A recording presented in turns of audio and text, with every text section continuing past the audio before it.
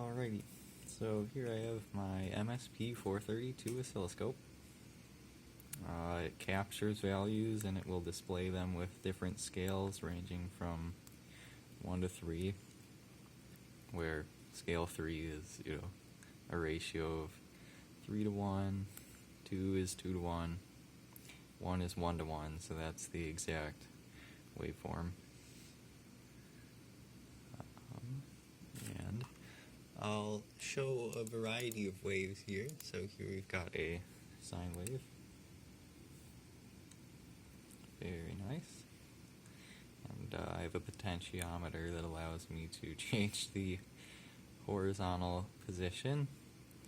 And you press the read button to read in different values. So right now what we've got is, this is 20 hertz. I'll change it up to 50 hertz.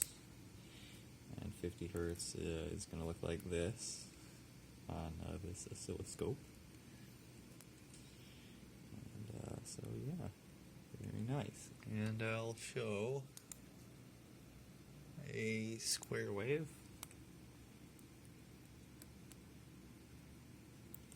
That is a square wave. And finally I will show a triangle wave. So this is going to be the triangle wave, running at 50 hertz.